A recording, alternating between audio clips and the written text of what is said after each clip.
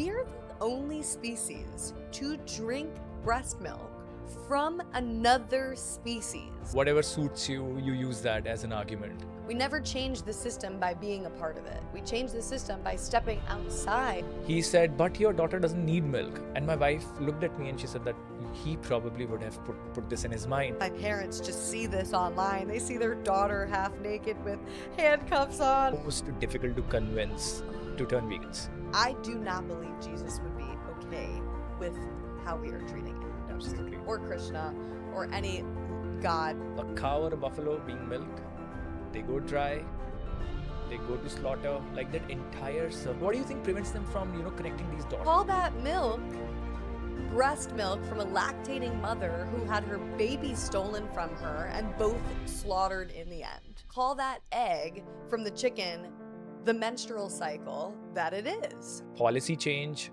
or street activism?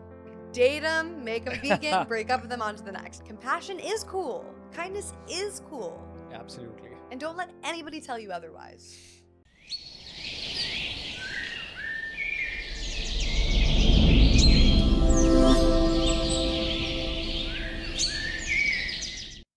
Hello and welcome to another episode of Voice for the Voiceless. Today we have with us Jamie Logan. Jamie is an animal rights activist, an internet personality, a yogi, and a filmmaker. Now, Jamie, over to you. Thank you so much for having me. It's amazing to be here and finally meet you in person. And I'm a huge fan of Mercy for Animals. So I'm very excited about this podcast. And thank you so much. We all know that you just landed yesterday night and you must be jet lagged, you must be tired, but thank you so much for taking time out to meet with us today. A little bit. I mean, there's so much happening in India. It's like my attention is just going from one thing to the next. I'm feeling energized to be here with you. Thank you. Thank you so much. I hope you have a lot more to experience in India. This is just your first day, and I'm expecting that you're going to be seeing a lot of India in the next 2 months that you're here. Absolutely. And hopefully I can connect with some of the other activists on the ground here. Absolutely. Jamie, this is your first time in India. Yes. What are your expectations from India in terms of animals, the movement, and the entire environment of activism? It's a great question. I think I've been prepared a little bit in advance. Some people have told me about the street animals, like the dogs and the cats.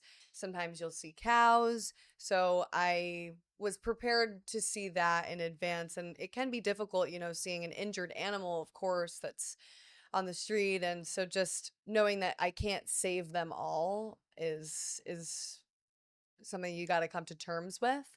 But on the other side of things, I'm glad to hear that there's a big population of people here that don't eat meat. So that's different from the way things are back home in the US. And I think that one thing that I've heard we need to tackle harder is dairy. Absolutely. So that is a little bit about my expectations. And from the short 24 hours that I've been here, I've walked around and I saw some live markets, which isn't much different from what we have back home, honestly. We do have live animal markets where you see animals in just filthy conditions and them being killed on the spot in front of you. And I am just trying to do everything I can to raise awareness about it in any part of the world, no matter how it's done. Taking the life of someone who doesn't want to die is not okay. I was reading up a research just yesterday that the world is expected to double their meat consumption by 2050.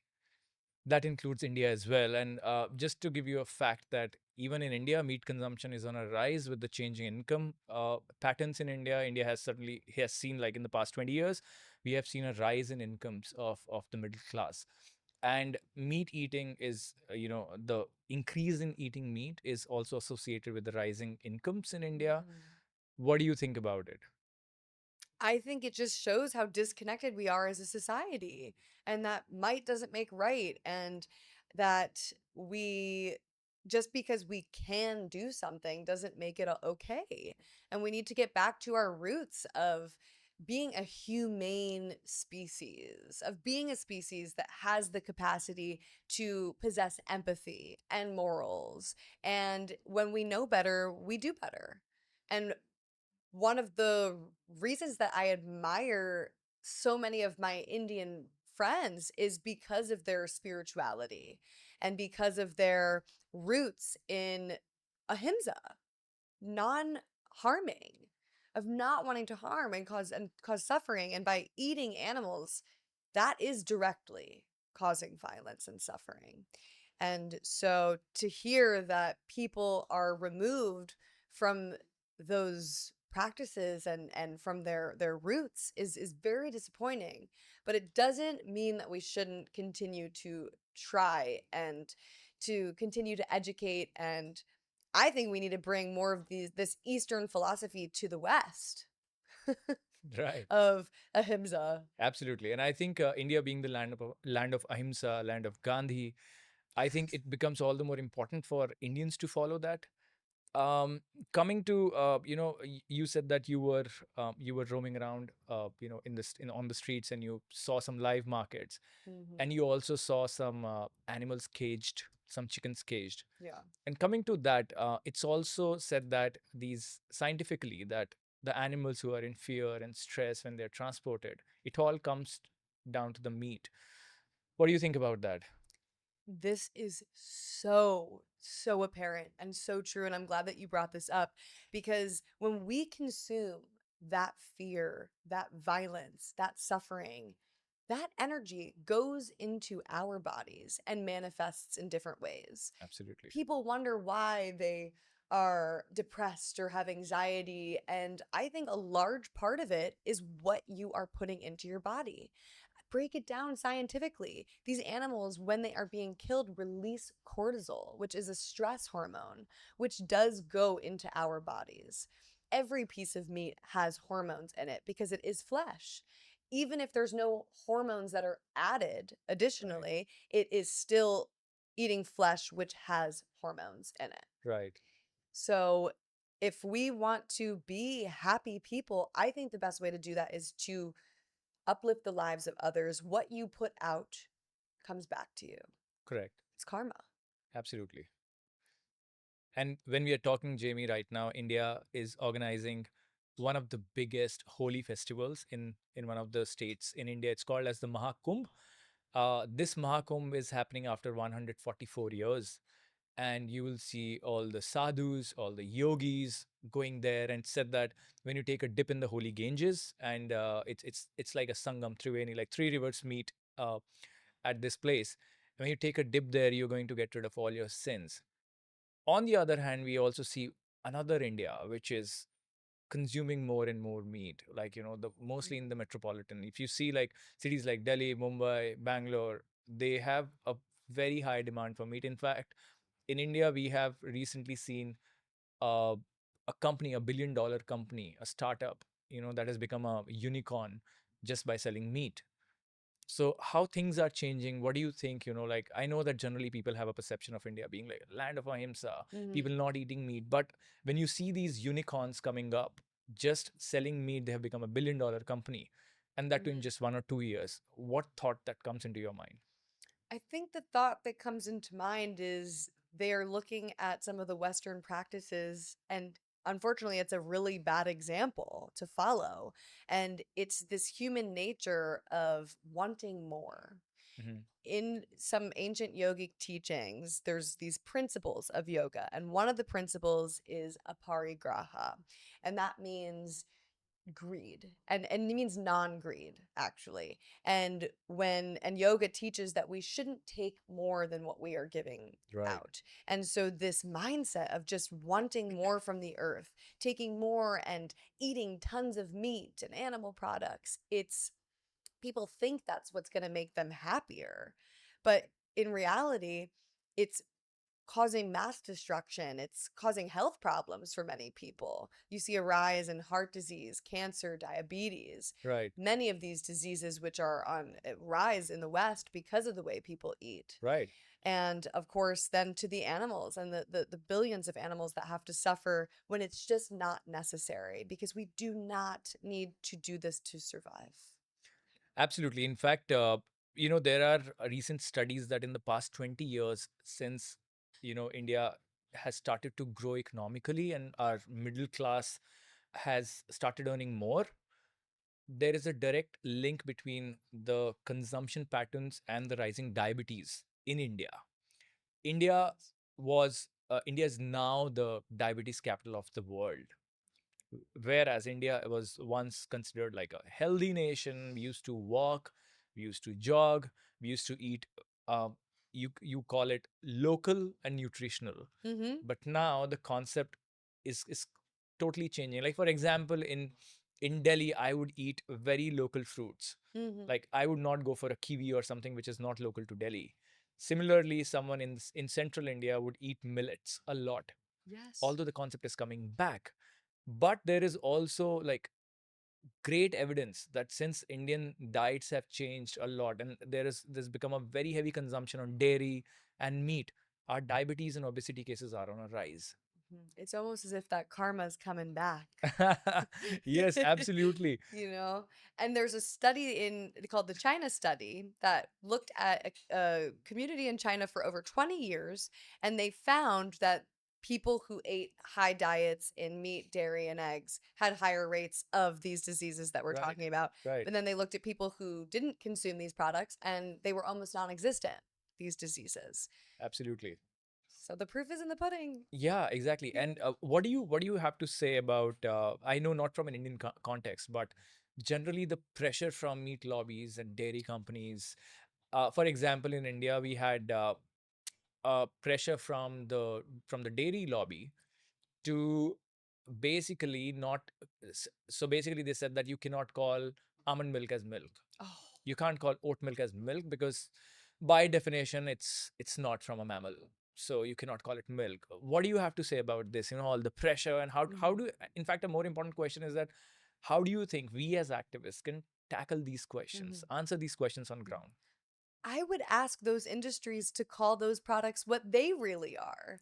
Call that milk breast milk from a lactating mother who had her baby stolen from her and both slaughtered in the end. Right. Okay, let's call that for what that is. Call that egg from the chicken the menstrual cycle that it is. Absolutely. Call that meat, the chicken that's on the plate, flesh from an animal who was violently slaughtered, had their throat slit, who suffered and fought till the very end, and who ultimately wanted to live. Why don't you call it for what it is?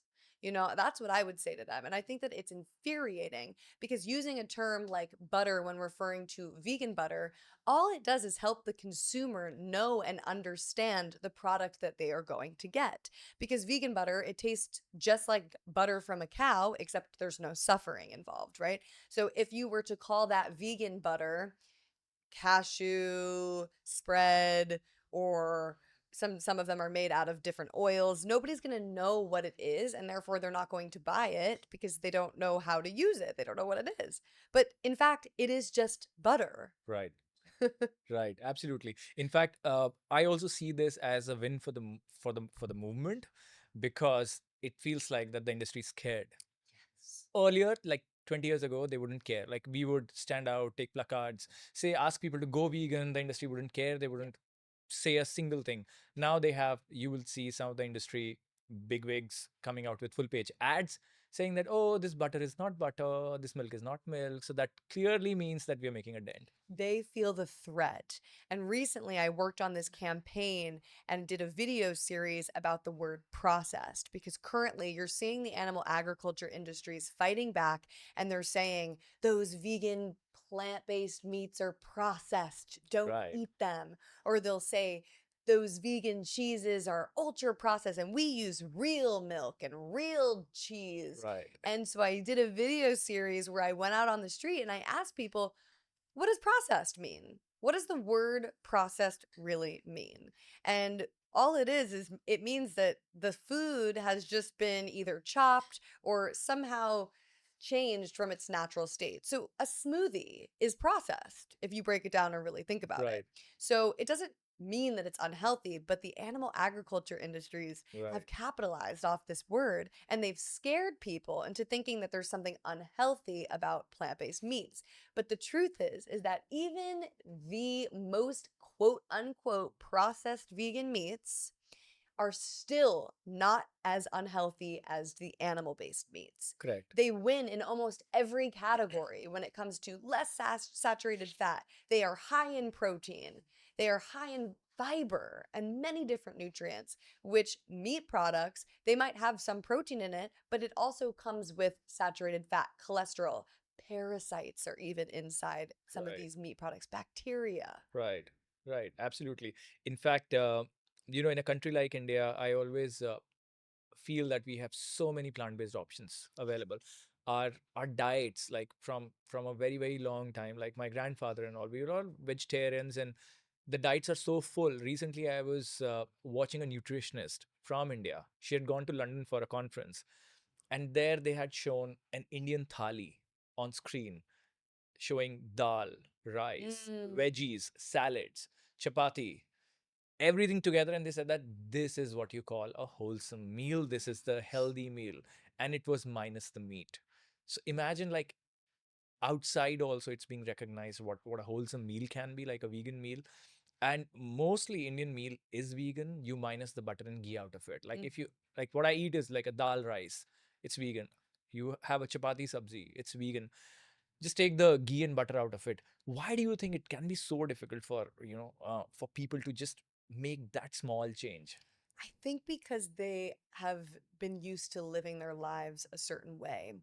And this goes back to we are not fighting human nature. I do think people care about animals. I do think that most people have empathy when they see someone suffering. We are fighting habit.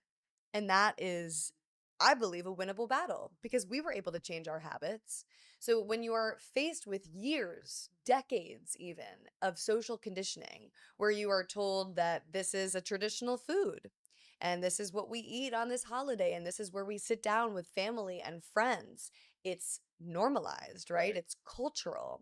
Yeah. That creates a barrier for people to make change because what going vegan does is it requires you to step away from the crowd, step away from the normalized situation, Right. and to look at it and analyze it and say, I don't agree with that. And Correct. I always say, I would rather be on the right side of history, even if it means I'm standing alone. Right. Because ultimately, those people, I believe, are going to wake up and come on over to your side. We never change the system by being a part of it. We change the system by stepping outside those circles of violence, really, is what it is. Right. And and it can be lonely at times, but ultimately, you can't argue that going vegan isn't the right thing to do. Absolutely. A lot of people, and because of lack of education, I would say, a lot of people come to me, like, even when we are doing street activism, but aren't eggs vegan? Oh, those are vegan. Yeah, they say that aren't eggs vegan. They are like industrially produced. No. They don't have any life, or they never had any life. Well, then they could say the same thing about dairy, but what they don't realize is both industries are slaughter industries. Exactly. We need to move away from this mindset of what can animals do for us? How can we exploit them? How can we exploit them better or in ways that cause less harm? It's like, how about we just don't exploit them or hurt them at all and Right. instead recognize them as individual beings that have a right to experience life and be on this earth just like us? Like when I first met you, Nakunj, it wasn't what can he do for me? How can I use him?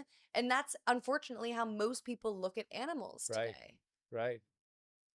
When they are all capable of feeling happiness, joy, suffering, they're not much different than our dogs and cats. I don't know about you, but I don't look at my dog and say, what does this animal do for me? How can she serve me? Right. Instead, I'm like, I love you, you love me, and we are a Absolutely. happy family. Absolutely. Absolutely.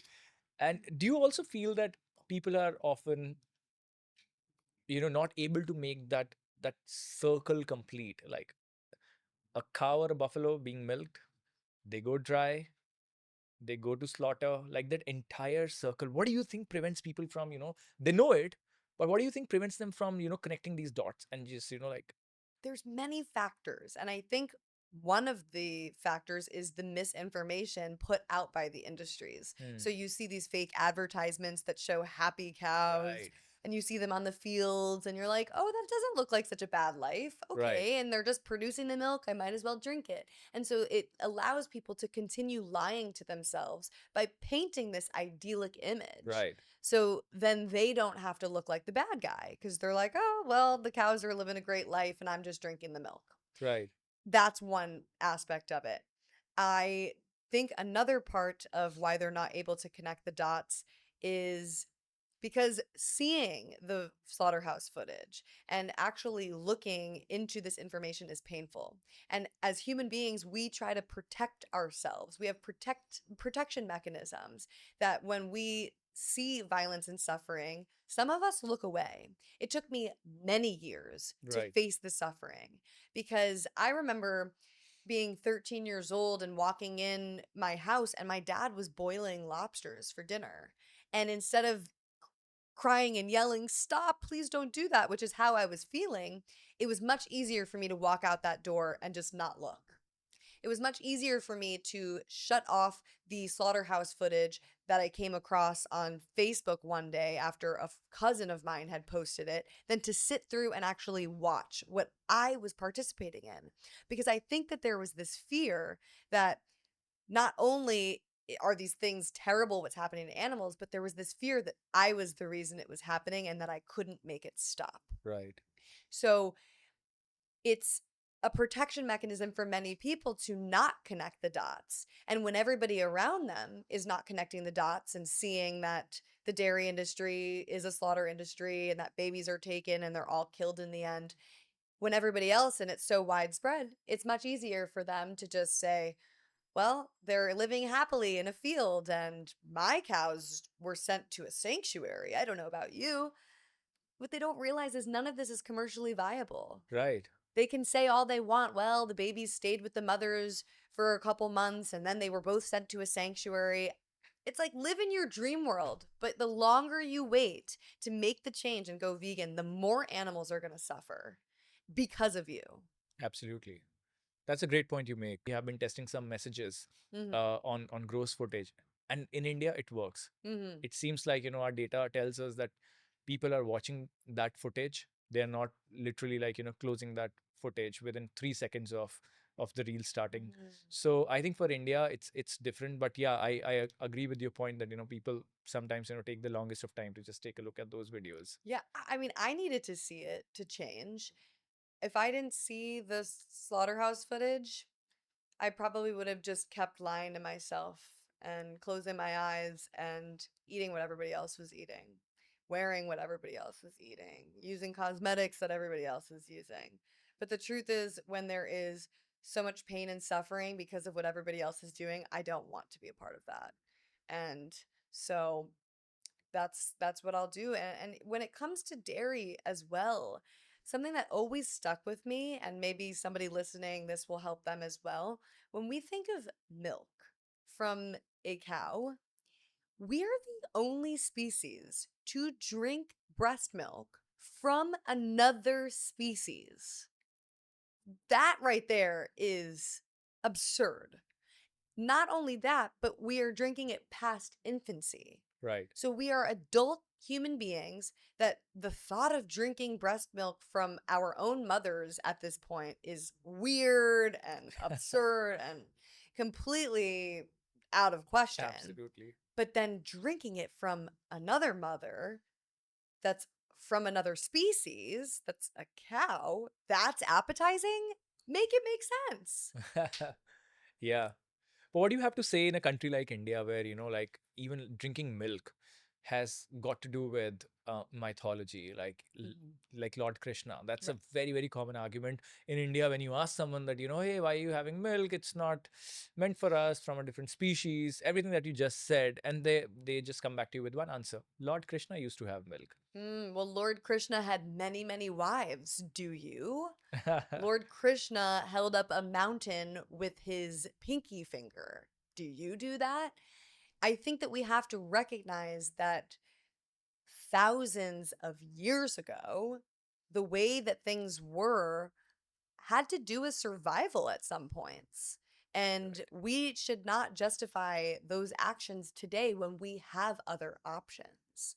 when we look at the mass production of animal products, that is over 90% of where animal products are coming from. Absolutely. So suddenly when you bring up these topics, every person wants to act like, well, I go to a local farm. Yeah. I get my milk from door-to-door services and it's different. And the point is it's like, no, it's not. Commercially speaking, it is not possible for every single person that is eating and these products to have it be humane or ethical, because the truth is at the end of the day, they all lose their lives. It is exploitative no matter how you look at it. Even if you try to do things in the best way possible, it's trying to find the right way to do the wrong thing. Right. And we don't need to be doing this anymore. And when we talk about religion and spirituality, even a lot of people back home that talk about Jesus Christ, they say, well, Jesus ate fish. It's like, well, Jesus walked on water. Why are you using Jesus's actions to try to Absolutely. justify your own? Yeah, it's like whatever suits you, you use that as an argument. Right. The point is that when we look at today, I do not believe Jesus would be okay with how we are treating animals Absolutely. or Krishna or any god, because why would God create these animals with a central nervous system, with the ability to suffer and feel pain if we were meant to do the things that we do to them? Absolutely. I agree. And I think with it's human nature Mhm. that, if we are if you want to do something, we would find ways to, like, have positive arguments, Mhm. whether we bring history, mythology, psychology, whatever. Yeah. I think It's the cognitive dissonance. right. That's what we're fighting against, which is a huge problem. And I love the works of Dr. Melanie Joy Hmm. because she talks a lot about carnism, which is the she talks a lot about how people are able to say they love animals, but then also pay for them to be killed and eaten. Right. Right. Also, coming to doctors, I remember one incident where when my daughter was 8 months and my wife was not vegan. She wanted to join work, and she asked the doctor, our pediatrician, that what milk should I give to my daughter because I'm joining office. And my pediatrician, not knowing that I'm vegan or I work for an animal rights group, Mm. he said, but your daughter doesn't need milk. And my wife looked at me and she said that he probably would have put this in his mind. And I was looking at my wife and I'm like, no, no, no, no, no, no. He doesn't know anything about me, that I'm an activist, I'm vegan, nothing. But my doctor is also one of the rarest one that I've seen. And actually, then he ended up recommending a vegan soy milk powder brand to my daughter, and my daughter accepted it. Thereafter, I recommended that brand to a lot of my friends, and all their children accepted it. Wow. What role do you think pediatrician, or to say that medical science or the study, when they're studying their medical science, what role do you think education of these doctors play in in promoting veganism, and especially pediatricians, because their role is even more important. Definitely. That's an amazing story that your pediatrician had helped your wife realize, well, my daughter doesn't need milk from cows and try this alternative. I think it is crucial that all doctors, pediatricians included, of course, is they really need to do their research. And unfortunately, a lot of medical doctors today only have a few hours of nutritional study. Right. And they are just taught to give people medications after the diseases have formed. So instead of looking at the root of the problem, they're just like, here, take this pill, take this drug. And that's how a lot of money is made, of course. Absolutely. So that is incredible that you had somebody in your life that has this authority, because we look up to doctors. Right. They're here to heal us and fix us. And Absolutely. so when they give out misinformation, it's very confusing to the public, and it helps people feed their confirmation bias, which means that when people have these ideas already existing in their mind, when they think, as you were saying before, that vegan makes you frail and lean, Right. like your family had felt about you, Right. when you hear it then from a doctor that, oh, being vegan is not healthy and you need cow's milk or you need this product, then it only confirms that bias that you already have, which is very dangerous. Right. So medical doctors, I think, absolutely have a responsibility to stop spreading misinformation, to read the studies, and to also look into who is funding the study that you're reading. Correct. Because the meat and dairy industry, they sure as heck put out a lot of studies that will confuse the public once again. Absolutely. So being aware of that, looking at peer-reviewed information, and doing the research and looking at both sides, because when you really do that, when you really do the research, Right. you see that a whole foods plant-based diet, as stated by the American Dietetic Association, is healthy for all human beings at every stage of life, including infancy and old age. Absolutely. You know what's amazing about a whole foods plant-based diet too is not only can it prevent a lot of these diseases, but it is the only known diet to reverse Correct. these diseases, Yeah. to actually stop them in their tracks and reverse them. My father is a perfect example of this, where my dad was on many different medications, including high cholesterol. He was told he was pre-diabetic. Wow. He was on indigestion medicine, and he's in his 60s. And so the doctor told him, look, if you keep your lifestyle up the way it is, you could have full-blown diabetes. So being that I am an animal rights activist and also very into nutrition and health, I said to him, I go, Dad, like, why don't you just try a plant-based diet for a couple of months, see how it Right. goes for you, and at the very least, like, just try it out and reduce the amount of animal products you're eating. God forbid. Yeah. So he did. And he ended up reversing his pre-type 2 diabetes. And then when Wow. he went back to the doctor's like, Wow. "What did you do?" Yeah. And he goes, "I went on a plant-based diet." Wow. That's yeah, that's the power of plant-based diet. And Indians right now, there are so many, as I said, like in India, the diets have changed so much. They are eating ultra processed, full of cheese, ghee, butter, that actually a lot of Indians are facing these problems of, Mm, their bodies being more acidic than alkaline. mm, Their body, they have a lot of inflammation. The doctors say that they are seeing a lot of diabetes patients, mm, heart patients have increased, soared a lot in the past 20 years. And the health costs, if we were to see, the health cost is in billions and billions of dollars. Imagine a country like India, 1.5 billion people on mm. record. The health cost can come down so much, that the economics of it also is big. I love that you brought up the gut, because one thing that I've noticed with non-vegans, sometimes if they switch quickly to eating a plant-based diet that's full of fiber and whole foods, they experience gas, and sometimes at first it can be uncomfortable for them Right. because their bodies have adapted to them eating so bad Right. that the parasites that are in their intestines, Hmm. when they're not fed what they're used to eating, it can cause issues. So then they say a plant-based diet didn't work for me. And it's like, because you've already had a way of eating that you were feeding these parasites, that it's almost like you need to go through a detoxing period Right. to then switch over completely. Like, I take my brother out sometimes to vegan restaurants, and he says that his stomach hurts and he's like gassy, and I'm like, first of all, ew. Second of all, you are just, the way that you eat, your body's not used to that fiber. Correct. Wild. So it's like, don't blame the plant-based diet. Like, you need to just take it in steps to transfer over and then detox before ultimately you adopt a plant-based diet and change. So now coming to family, who do you think are the most difficult to convince Oh, to turn vegans?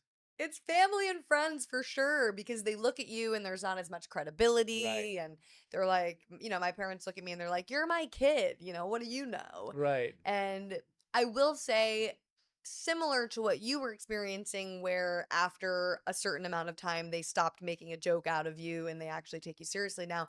I think that there was an initial period with me as well where I went from being this very fun and kind of non-confrontational person joking around to this like activist, and people that knew me from before were confused, Right. and maybe my parents thought it was like a state, just a phase that I was Phase. going through. Right. And when they realized, oh, she's coming home rescuing animals, and now she's like at her own podcast and whatever, they were like, oh, maybe this isn't a phase. And it's like, no, mom and dad, these are my morals, these are my ethics, and Right. large in part to you guys. Like, thank you for teaching me kindness Right. and helping me reconnect with my empathy, and not only talking the talk and Mm. trying to be a better person, but veganism requires you to really walk the walk in your everyday actions. Absolutely.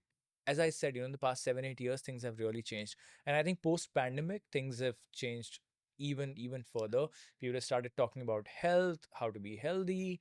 So I think the pandemic was I mean, in a way, I think it was good for the movement Hmm. that people started caring about their health. But I also feel that, that momentum is slowly declining. With now it's been 5 years to the pandemic. I think Hmm. we need to again carry on that momentum, you know. I thought that the pandemic would bring up more of the risk with zoonotic viruses. Right. So the connection between raising animals in these conditions and avian bird flu, COVID. You even see diseases like mad cow, monkeypox. It's like, Absolutely. how many pandemics or diseases and viruses do we need to see before we make the connection that maybe this isn't working? Maybe Yeah. we should change things around. I don't Correct. understand. Yeah. And then of course people will say, "Oh, it's not that, it's from the lab," or whatever they came up with where COVID came from. But I'm like, you do recognize that right now we could be facing the next pandemic with bird flu. It's Right. already jumped from birds to cows, Yep. from cows to humans, and we recently saw the first death of a human being from bird flu. In fact, that brings me to my next question, Yeah.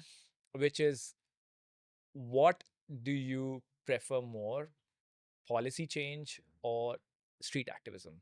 What do you think Mhm. can really be a game changer for animals? Policies or or behavior change? That is a question that I go back and forth with all the time because as an activist, I'm always trying to look at how can I be more effective. I think that it goes hand in hand. I am a huge proponent of bottom up activism. I think that everything starts at a grassroots level. When we look at all social justice movements throughout history, change started from the people. Right. And we can't just wait on the government or the higher ups and officials to implement change because what if that never happens? What if that's years and years from now? Right. We need to start with behavior change now, I think, Absolutely. and educating people on the streets because ultimately, if we can show that there is a demand for plant-based products and we can show that people are making this shift, ultimately the government will have no other option but to change things. Absolutely.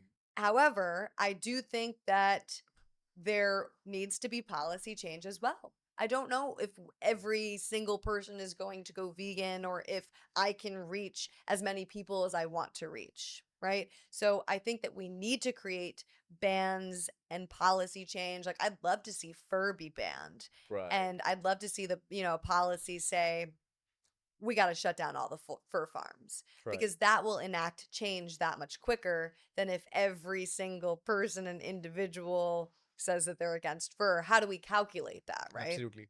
But if we have a policy in place, for example, we have that you can't sell dogs and cats in New York State anymore. Mm-hmm. So there's a ban on pet shops that Wow. sell dogs and cats. So that was something that Mm. started at a grassroots level. For years, activists Right. fought on the street against this. They got undercover investigation footage, they had protests, they met with policymakers, and now you're seeing that policy come into effect where they have to close down.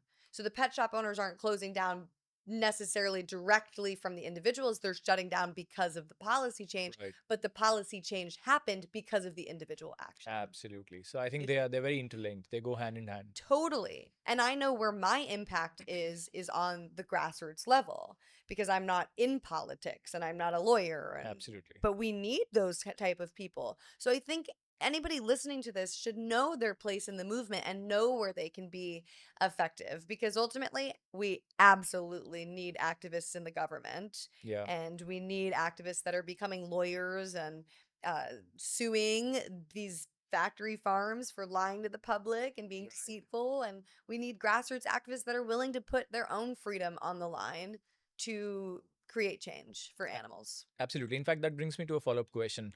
Um, what would you say? I know that when there is a policy that has come out in any Western country, especially like USA, just an example. when there is an order, there is a Supreme Court order, it has to be followed. Like the policy has to be implemented and enforced. Yeah. What for a country like India? In fact, I was just watching a news piece today morning about the Supreme Court's ban on alcohol shops cannot be in the vicinity, like cannot be directly on the highways. But the expose shows that they're still on the highway. The Ugh, state governments are doing nothing. right. So, in a country like India, where you know that even if you can get a policy, it will be hard for the policy to be implemented or enforced on ground. What do you think can be a good strategy for, activists like us to change the behavior of people? Then I think it means that we have to focus on the behavior change and to make people want to change it. I mean, having shops that are not close to the highway isn't the same as having animals who are suffering and the reason why things should change. So pulling at the heartstrings of people, and I think it's really important to offer alternatives and solutions. Right, So instead of just presenting company owners with, here's the problem and you need to change and right, figure it out by saying, look, you could save more money by going this way. absolutely. You could also help animals, which is cool. And you can lead the change. And here, these options actually taste better. They might even get you more sales. Yeah, That is, I think, things that we need to focus on. And that's why I'm a big fan of cultivated meat. And I'm a fan of a lot of plant-based meats and alternatives, because instead we could show people you could get the same taste right. satisfaction. It's better for the planet, better for the animals. Boom. Absolutely. Absolutely. I think that's the way to go. Talking of activism, Yeah. we have seen you, disrupting fashion shows, being disruptive. People call you. Yeah. So, what do you have to say about that? Why do you do disruptive activism?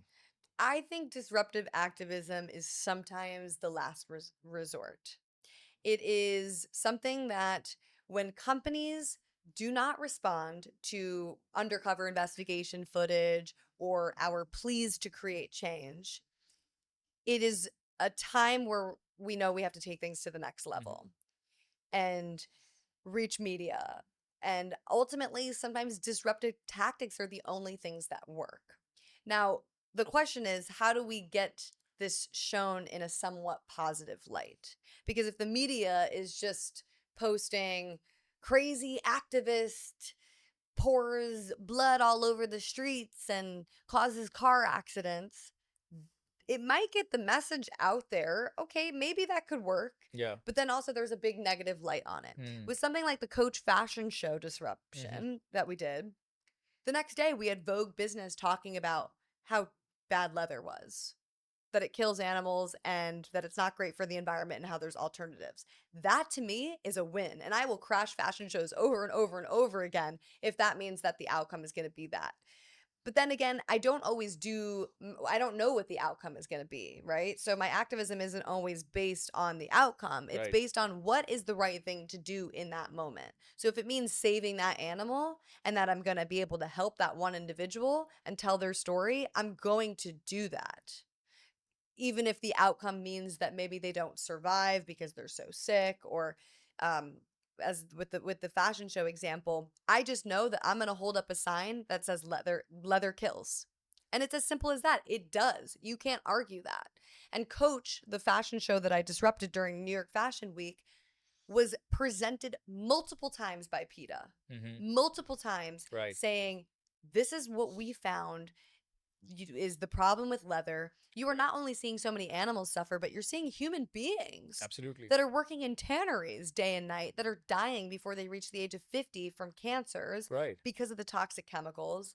It's like when we have so many great alternatives to Absolutely. animal skin leather, why would you not change? And so we decided that, well, we're going to crash this fashion show because it sends also a signal to the other companies. It's not just about Coach. Right. It's about other companies that will then be able to see this and say, ooh, the pressure's on Coach. Maybe we should change too. Yeah. And especially like now there are so many options available for leather, so many alternative like pineapple leather, Yes. bamboo leather. Right. So many, even like in India, there are like so much innovation that has already happened in alternative leather. So I don't see why, companies should not innovate. And one more thing about leather, cowskin leather, is people will say day and night, oh, well, it's more sustainable than the plastic vegan Right. leathers. And my question back to them is, do you have any idea how much plastic is in cowskin leather? Yeah, Not only that, the amount of water and resources that it absolutely. takes, the chemicals that go into the skins to keep it from rotting, that then ends up in waterways. Mm. There's nothing sustainable about cowskin leather. Right, And even the worst types of polyurethane and plastic that are sometimes found in vegan leathers are still not as bad right. as the cowskin leathers. I think it's 7 times less of an environmental impact than Done. the cowskin leather. Yeah, absolutely. And have you ever been to jail for your Jail, yeah. jail for your activism? Yeah, I was Do arrested. you have any interesting story of that? Yeah, it was funny because for the times that I've done high risk actions, I expected to be arrested for the fashion show disruption, and I wasn't. But when I did a demo. It was an art installation actually, Right. and me and four other women went into Grand Central Station in New York City, and we had very little clothing on, and we had signs that said "Milk is inhumane." And we had somebody speaking out on the bullhorn, and the point was to show that the things that are happening to dairy cows, such as artificial insemination, having their babies taken from them, if these things were done to human beings, we would not be okay with it.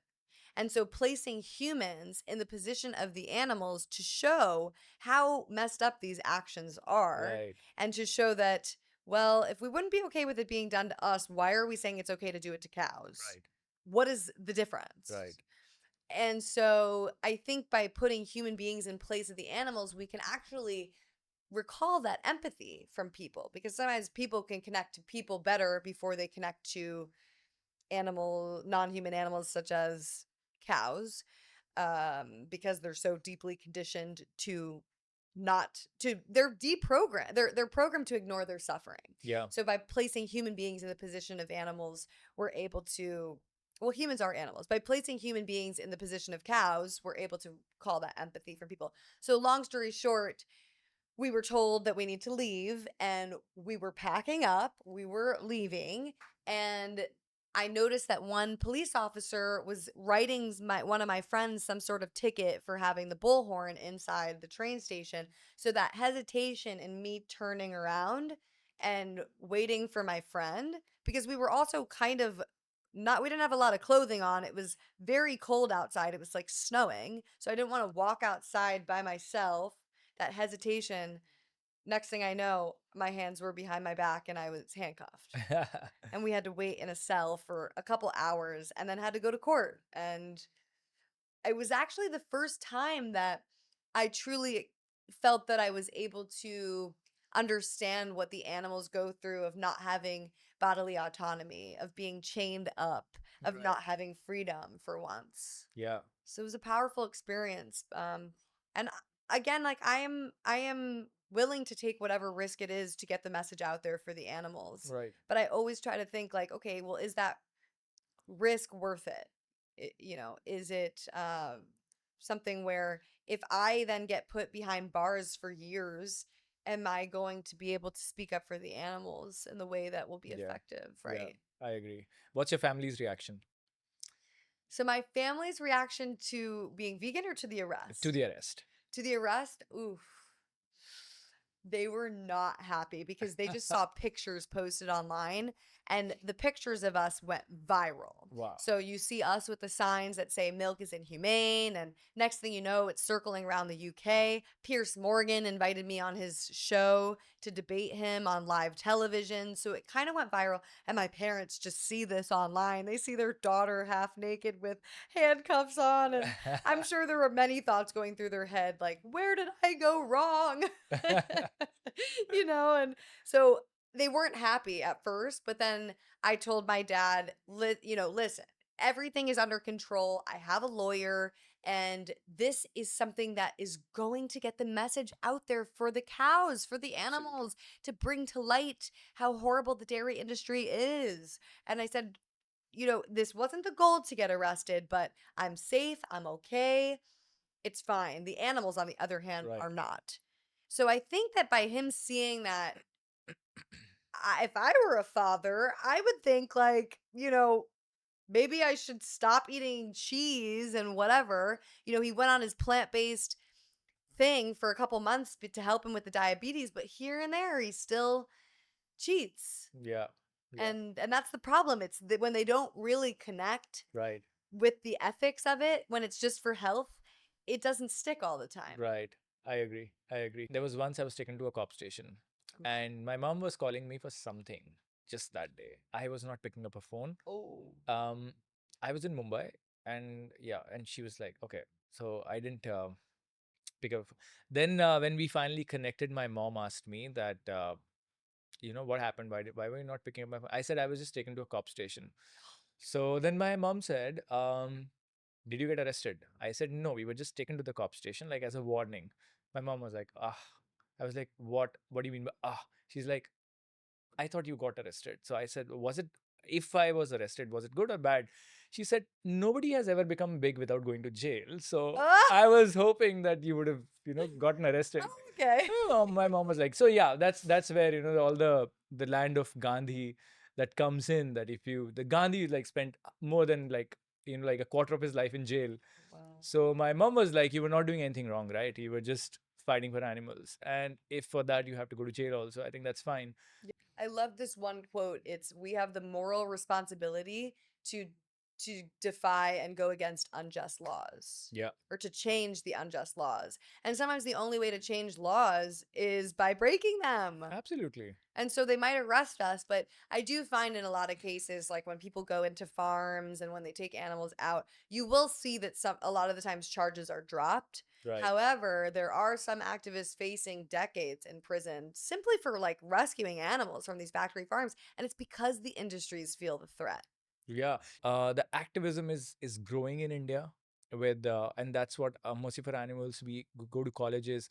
We have a network of more than 1,000 dedicated volunteers. And when I say more than 1,000 dedicated volunteers, it means you just call them and they'll come. They'll attend your demonstration. They'll be there to sign up a petition or something like that. So I think that really works in our favor right now. Mhm. Okay, now just on a lighter note, I think we have had like very very heavy discussions around slaughterhouses, laws, and policies. I want to ask you that have you ever dated a non-vegan, or the other question is, would you ever date a non-vegan? You Mm. yourself being a hardcore vegan, The would you? dating question. Yes. Okay, okay, let's get into it. So the answer is yes, I would date a non vegan. And before everybody freaks out and, drops everything, I would date a non vegan because I believe in the power of being able to change them. So giving them a chance, providing them with the information, and if they are truly somebody that I would want to be with, that is an empathetic, kind person, I believe that they would ultimately change. And I had experiences with this where my last boyfriend, he was not vegan when we started dating. I did set a boundary with him in the beginning. So that boundary was I don't want to see the animal products, I don't want to be around it, and you have to respect that.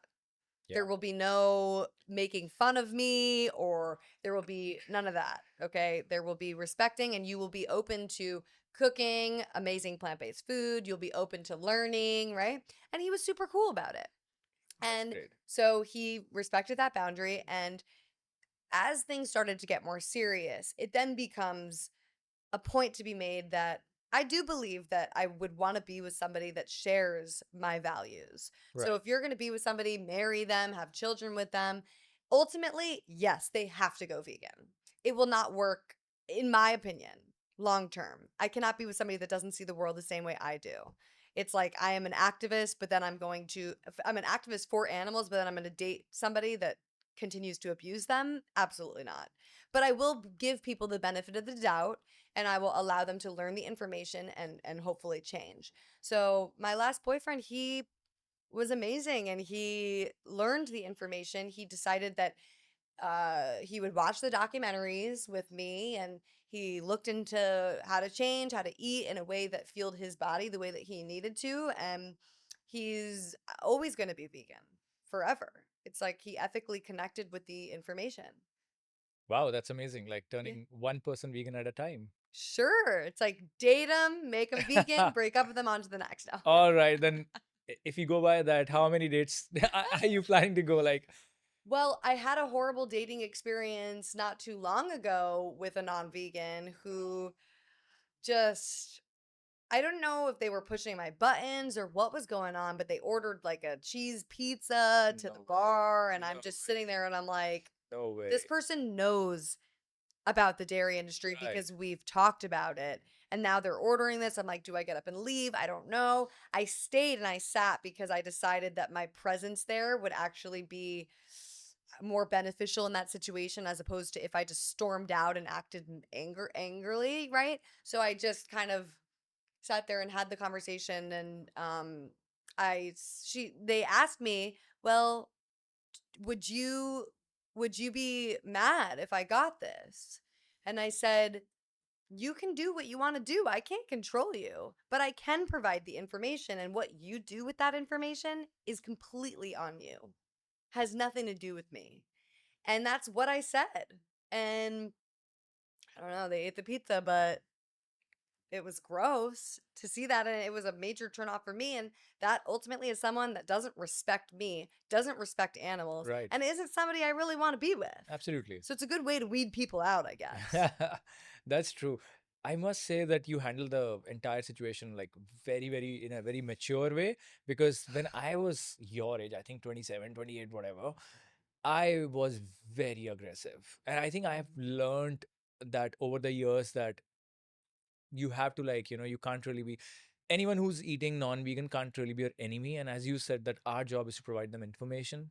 I think I've learned that a bit later in my life, but initially I used to get like very angry, upset on the face. I'll be like, fuck you, I'm not talking to you. Yeah. I used to be like that. Then Yeah. then my friends used to say that, how many friends are you going to leave like this?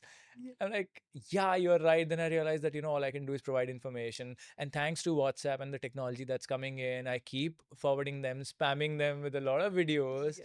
And a lot of my friends are like, we are going to block you, but they don't because Oh, I keep sharing information, all the studies, all the videos that come up. yeah. So yeah, I think that's really, really, nice and mature of you to think of it like this, because one of the things that also concerns me in today's activism is, and some of the activists, I'm not saying that they're good or bad or their approach is right or wrong, but they think of every non-vegan as an enemy. Hmm. And when they're doing street activism, they're like, you're not vegetarian, you don't want to understand, you are not vegan, I'm telling you this. So the approach is very different. Like what I see in your approach is very different. It's fun, it's like informative. Hmm. When you I saw your video on the processed food one. It's fun, it's informative, full of laughter. But I see a lot of other activists, which concerns me, that they're making more of enemies, and like making people say that, okay, like, you vegans are crazy, Hmm. we don't want to talk to you. How do you think that that approach can be tackled? I so love that you brought this up because I was an angry vegan, and I still am angry at what's happening to the animals, because how could you not be, Right, right? However, I have to realize that how do I be sustainable in the long run for the animals? If I'm just angry all the time, that is not a state or an emotion that I want to be in the long run. And that's not something that I'm going to be able to use to fight for the animals forever. right, Plus, I don't find it to be as effective as when I am stern and very firm in my approach. I do not waver in my opinion and my beliefs of how we should be treating animals. right, However, I try to look at each person, instead of looking at them as an enemy, I look at them as an ally. right, And people feel that. People feel that love and that kindness towards them, because ultimately, people won't always remember what you said to them, but they will always remember how you made them feel. And if we could plant seeds and we can try to inform them in some way or another, they are going to look back at that conversation and they're going to say, like, that's a positive thing about plant-based diets and veganism. And so that also being said, I think that there's a statistic where it takes 7 times for somebody to see a message for it to sink in. So Mm, by me meeting somebody, that's only one point of contact when it comes to veganism. right. So they're going to see different things along the way. And so I want it to be a positive interaction. But really, what is so important about this, everyone that is listening, if you're an activist and you want to improve your activism, if we cannot look at a non vegan and see empathy and love, how do we expect them to go vegan? That's what veganism is. It's about loving and respecting all living beings. That's a It's great about point. seeing a soul and seeing the divine in each living being and not wanting to cause them harm.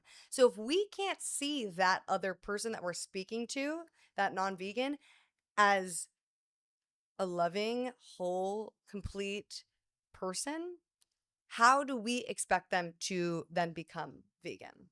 That's a great point.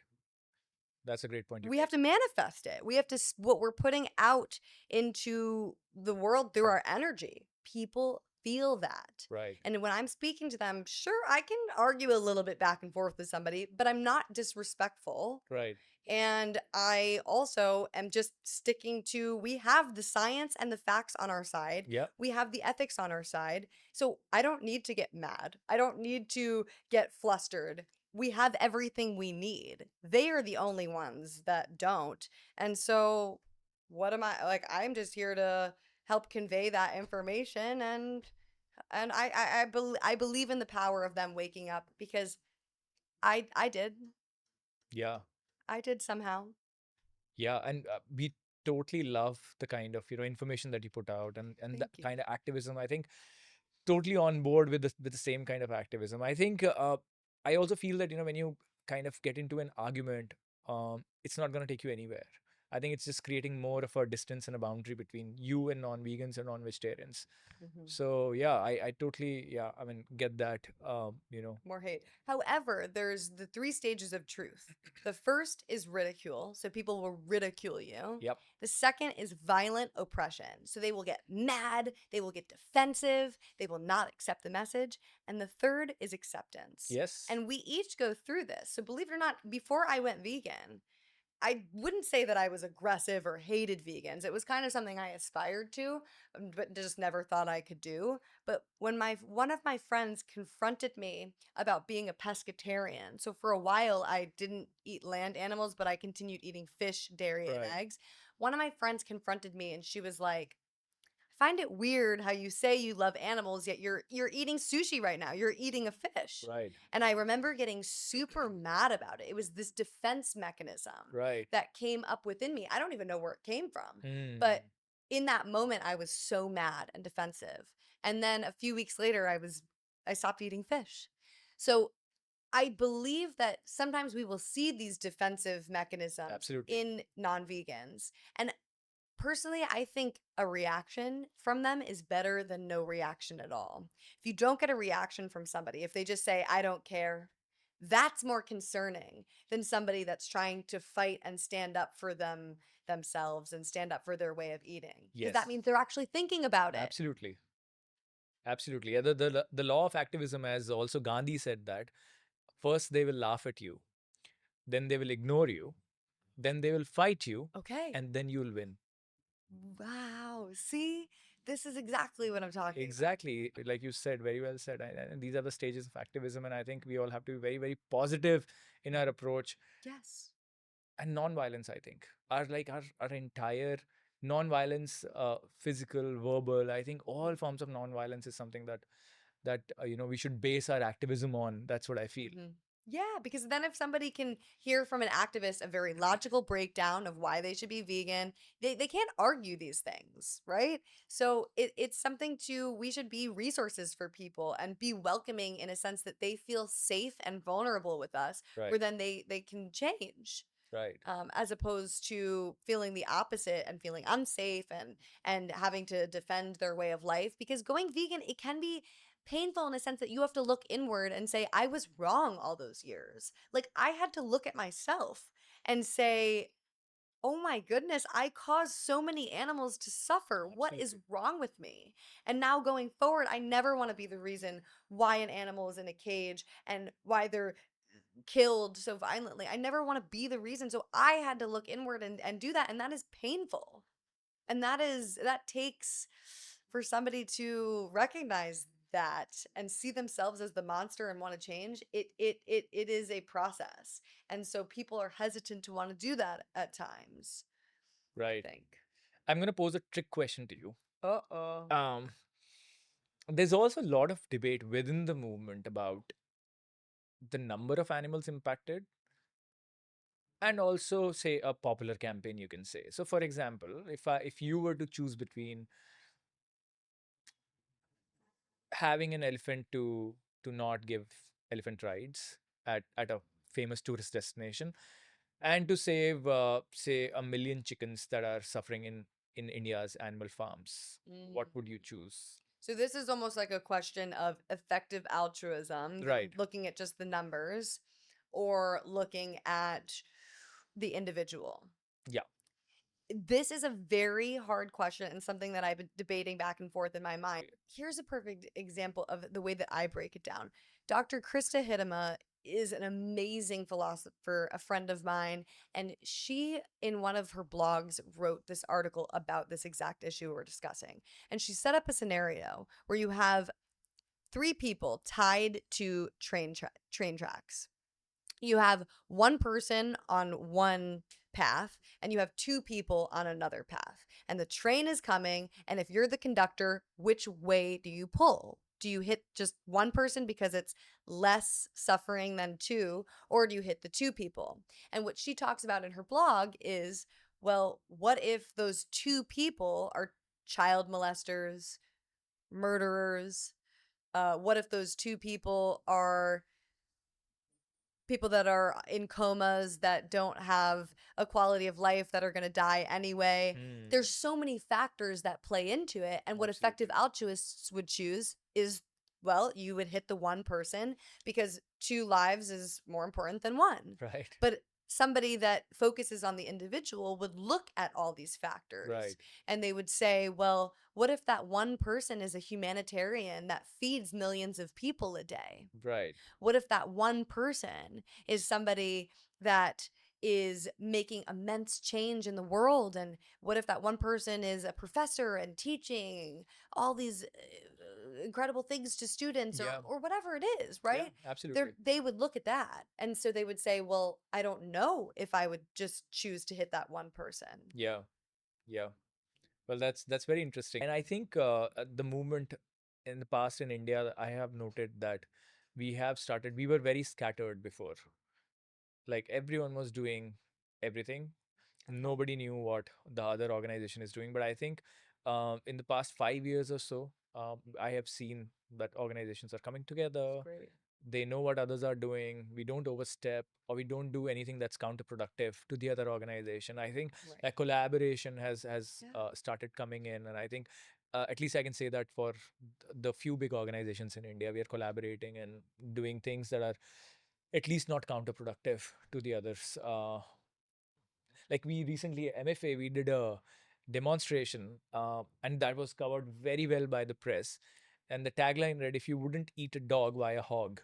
Oh, I like that. Okay. What are your views on speciesism?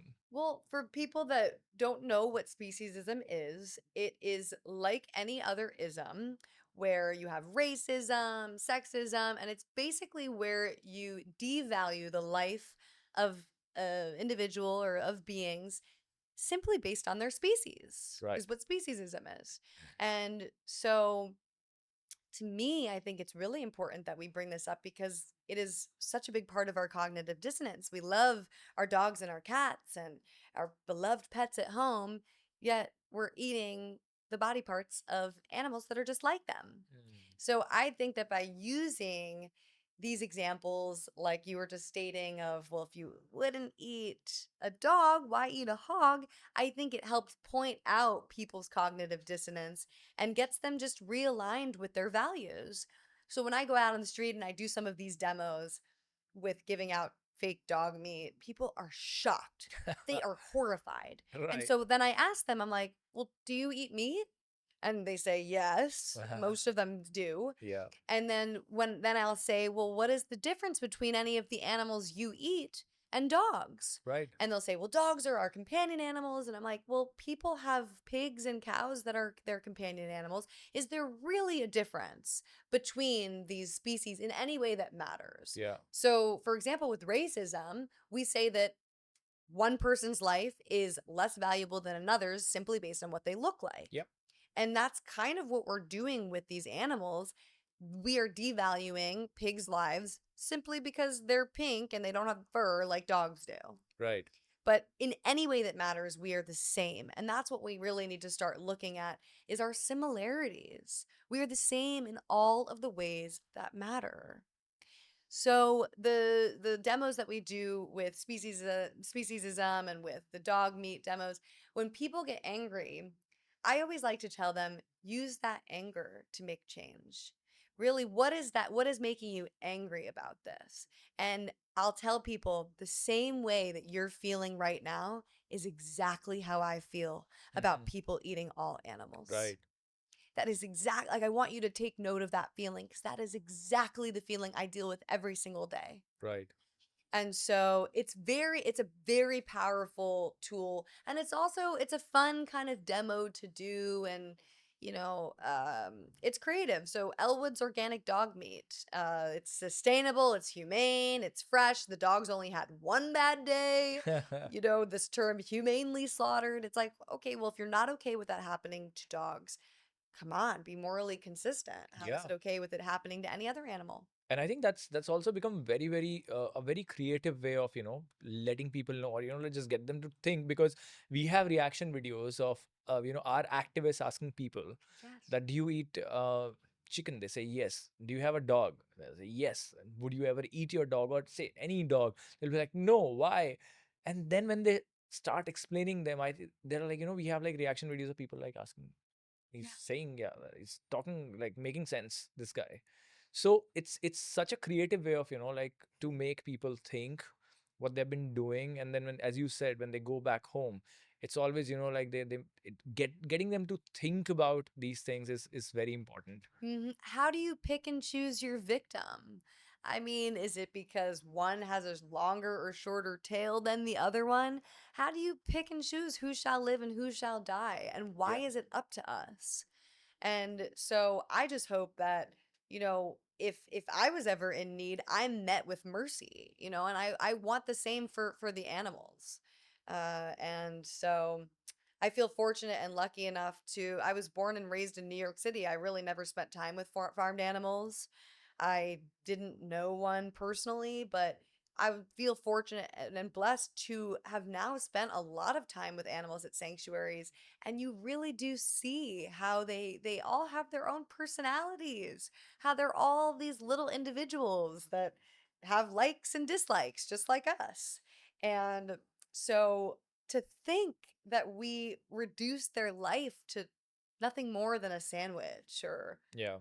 one single meal. We take away their entire existence for a meal that lasts less than 30 minutes Right. is just, it's unimaginable. Yeah. So I think we always need to get creative with our demos and also have fun with it. Make activism fun and sustainable for you because that's how we're going to be able to do this in the long run. Exactly. I agree. So with the new generation, like the youngsters coming in, Yeah. what do you think works the best? Like showing them cruelty videos, talking about climate change and animal agriculture, talking about health and animal agriculture. What what have you seen has been working the best? So it's different topics are going to affect different people. I think we have some students and kids that really are super into climate change and the environment and they want to help and they try to be more sustainable. They ride their bikes to school, take shorter showers, they do all these things, but they still eat animals. So for those people, I'm going to try and target the climate change aspect and I'll Right. say, are you aware that 1 gallon of milk takes 1,000 gallons of water to produce, or that We could take shorter showers, we could ride our bikes to school, but the entire transportation system combined still emits less greenhouse gas emissions than animal agriculture. So I'll tell them facts like that. And so that's how I'll reach those people. I think in general, with the younger generations, I love speaking in schools and I love going to colleges. And I was working with allied scholars for animal protection, setting up booths and demonstrations on campus and having these important conversations. But I think what also we really need to target as activists to reach the younger generations is social media. Mm, Because where are those eyeballs? We want to go where the most eyeballs are. very important. And well, listen, a lot of them are on social media. They have Right. very short attention spans nowadays. So how can I create video content that's going to capture their attention, that's going to help them see veganism in a positive light, and also make it cool and make it trendy? I do believe there is a lot to be said about attraction activism Right.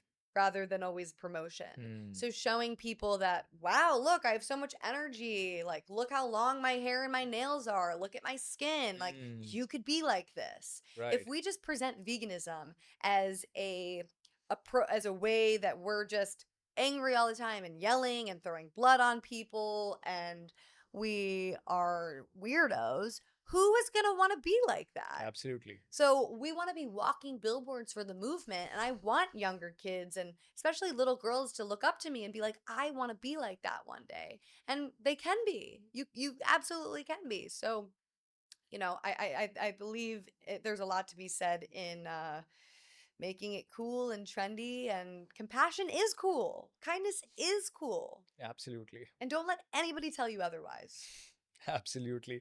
Now, coming on to that, I want to ask you, what role do you think influencers and celebrities can play in changing in behavior change? It's huge. You have like one celebrity post something about eating a Beyond Burger, and next thing you know, you have more people eating it. Right. I don't think things should be this way. I certainly am not a celebrity obsessed person, but unfortunately, it is just the way of the world right now. You have one influencer post a product online, and next thing you know, it's sold out. You have one influencer or like a podcast host like Joe Rogan. He has, I guess it was Elon Musk come on the show, and Elon Musk states that a plant based diet won't do anything to reverse climate change. Yeah. Do you know how many years that sets us back? It makes Yes. me furious. Yes. So that to me, I think that we as activists should be very smart about how we use celebrities and influencers to help Mm, promote veganism and kindness to animals, because that might be able to accelerate things for mhm, us and mhm, speed things up and get us closer to mhm, animal liberation. So I think that when we look at India, spiritual leaders are mm, going to be very important to target and hit. If mm. we have a spiritual leader who comes out and says, we do not need to be using dairy anymore, there Right. are alternatives, it is not, it doesn't need to be a part of our religion. Mhm, And this is what's happening to the buffaloes, and the cows are not well taken care of, even though people will say that they are. If mhm. we have somebody that is well respected in the spiritual world come out and say these things, that will get us that much closer to animal liberation.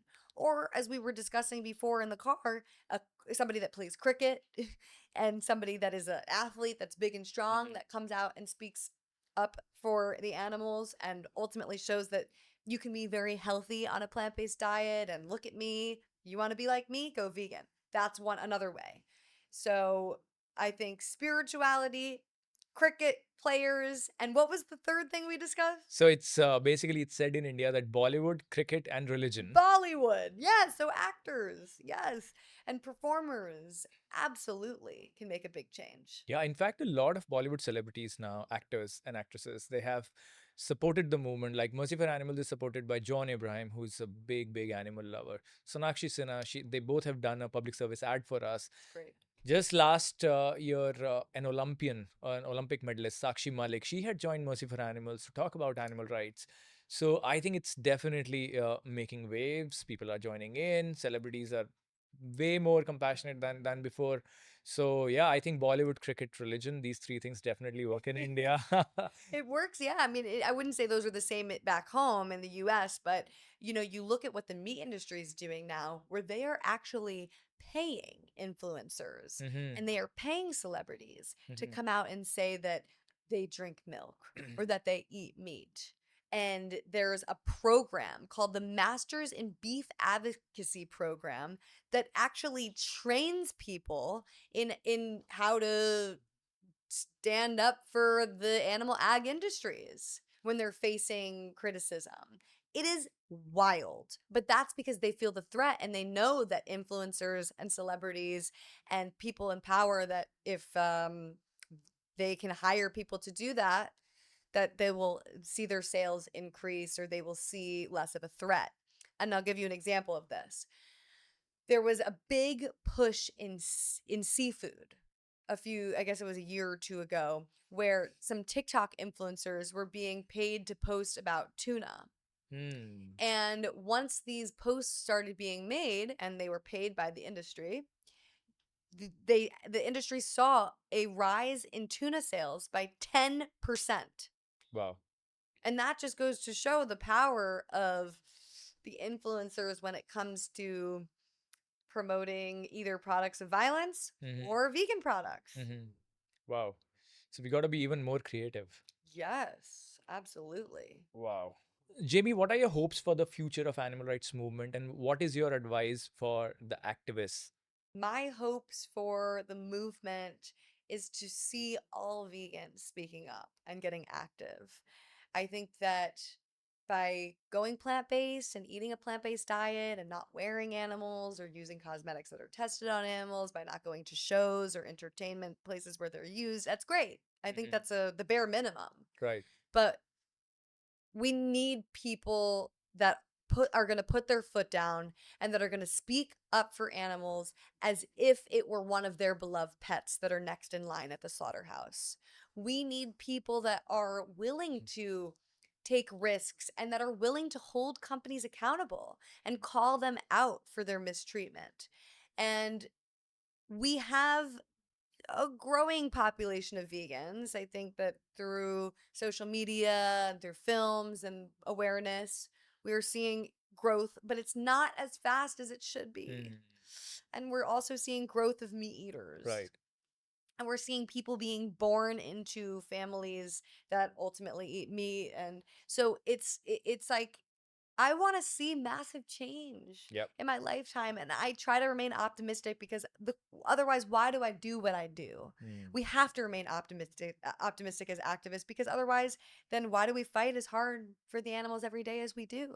Absolutely. So my goals and hopes for the movement, I think at a realistic level, is I want to see every vegan showing up to marches, to protests. We should have thousands of people at every single event, and we got to keep the pressure on. If the industries feel that they're threatened now, Hmm. you just wait. It's gonna grow, and they are going to feel the threat so much that they're gonna have no other option but to change. Yeah, absolutely. That's a great thought. So, how can people get started and get involved with Mercy for Animals and go vegan? Absolutely. We have just come up with this amazing vegan starter guide. This has all that a person would need to turn vegan, to opt for their first plant-based diet. It has wonderful recipes. It also has motivational content that mentions celebrities and influencers who are already vegan. So yeah, this is the vegan starter guide. You may want to take a look at this. Amazing. I wish that I had one of these when I first went vegan. You got recipes in here. I When I first went vegan, I was putting pasta on white bread and eating that with marinara sauce. This Okay. has a lot more recipes. Oh yeah, you got a whole section of plant-based dairy products. You have building a meal and information about the animals Yes. and what happens to them. This is awesome. Everybody should definitely go to Mercy for Animals and download the PDF version of this plant-based starter guide. One last question. Where can our listeners find more about your work? So they can follow me on all social platforms at It's Jamie's Corner, ITS Jamie's Corner. Somebody took the Jamie's Corner handle, so now I have to be It's Jamie's Corner. But you could go to itsjamiescorner.com and my email's on there. So if people want to reach out and have questions, I will try to get back to you and we can chat. I'm a resource, and that's how I want people to see that is I want to help in any way that I can, whether it's somebody that's trying to get into activism or somebody that's trying to go vegan. And really, I want people to think of this as it's not a diet. It's not about giving up the things that you once loved. It's about just truly recognizing that we shouldn't be taking things that were not ours to take in the first place. Absolutely. The animals' lives, their babies, their eggs, their milk, they're everything. It's like they're not our products. So, and finding alternatives that suit us. So people can reach out to me there. And if they want to check out my YouTube channel, Jamie's Corner, they'll find some Vox Pop style interviews as well as my podcast, Jamie's Corner, where I interview lots of different people from nutritionists, veterinarians, sanctuary owners, other activists, people in the spiritual community, because I am very interested in yoga and spirituality as well. So I would love to hear feedback from people as well, and hopefully we can do activism together one day. Absolutely. I think our viewers are going to enjoy watching Jamie's YouTube, Instagram. Please go follow Jamie on Instagram, YouTube, subscribe to her YouTube channel as well. And thank you so much, Jamie. It was great that you came to, for this podcast and at such a short notice. I know you must be jet lagged, but thank you so much. It's totally amazing. I think the conversation was really good. And thanks for being so organic and thanks for being, like speaking your heart out. And I think that's what, activists are. So thank you so much. Well, thank you so much. And it's truly an honor to be here. I've been following Mercy for Animals for so many years. And just to think that a few years ago, was just a very silent vegan, didn't say much to people, kind of just stayed quiet most of the time, and never really saw myself doing activism at a larger scale. Is I was there at one point, but my one regret is that I didn't get out there and speak up louder sooner. So Yeah, thank you for giving me this platform to be able to chat with you and your listeners. And again, guys, if you're not yet vegan, go vegan. And if you're already vegan, get active for the animals. They need us now more than ever. absolutely. Thank you so much, Jamie.